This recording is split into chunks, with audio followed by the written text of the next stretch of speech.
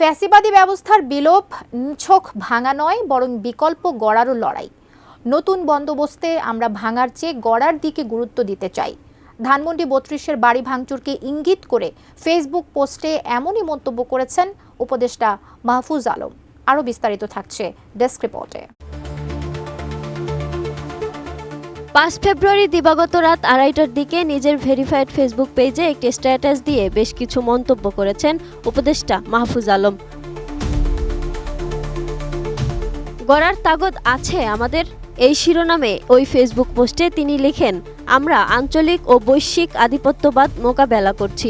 নিছক কিছু মূর্তি বা দালান নয়, মূর্তি না ভেঙে আমাদের উচিত আমাদের শত্রুদের শক্তির বিপরীতে পাল্টা চিন্তা, শক্তি ও আধিপত্য গড়ে তোলা। ভাঙার প্রকল্প থেকে সরে এসে গড়ার প্রকল্প হাতে নেওয়া উচিত বলে মন্তব্য তার। তিনি বলেন, লীগ বা শেখ হাসিনা সে অর্থে কিছুই না, বরং আঞ্চলিক আধিপত্যবাদের এক্সটেনশন। আর আঞ্চলিক আধিপত্যবাদ তার আধিপত্য তৈরি করছে।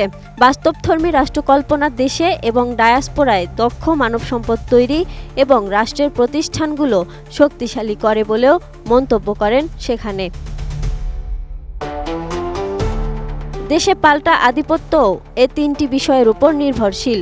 তার মতে, ভাঙার পরে গড়ার সুযোগ এসেছে, কিন্তু অন্তত ভাঙা প্রকল্প দেশ ও জনগণের জন্য ভালো ভবিষ্যতের ইঙ্গিত বহন করে না। গড়ার প্রকল্পগুলো খুব দ্রুতই শুরু ও বাস্তবায়ন করার লক্ষ্যে সবাইকে গড়ার কাজে সক্রিয় হতেও আহ্বান জানান মাহফুজ আলম।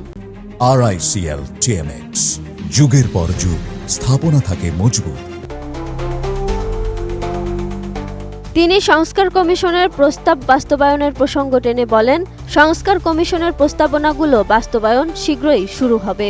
আহত ও নিহতদের পরিবারের পুনর্বাসন ও জুলাই গণহত্যার বিচারের কাজও চলমান।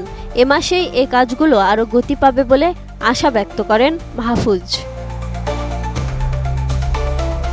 নতুন বন্দোবস্তে আমরা ভাঙার চেয়ে গড়ার দিকে গুরুত্ব দিতে চাই বলেও উল্লেখ করেন মাহফুজ আলম। লিখেন, আমাদের উচিত সৃজনশীল শক্তির বিকাশ ঘটানো এবং সার্বিকভাবে এ আধিপত্যবাদ মোকাবেলায় প্রক্রিয়া না দেখিয়ে দূরদর্শী পদ্ধতি নেওয়া, কারণ এ লড়াই মাত্র শুরু হলো। অন্তত ১ দশক পরে এ লড়াইয়ের একটা মীমাংসা হয়তো হবে, অথচ সেজন্য আমাদের প্রস্তুতি সামান্যই।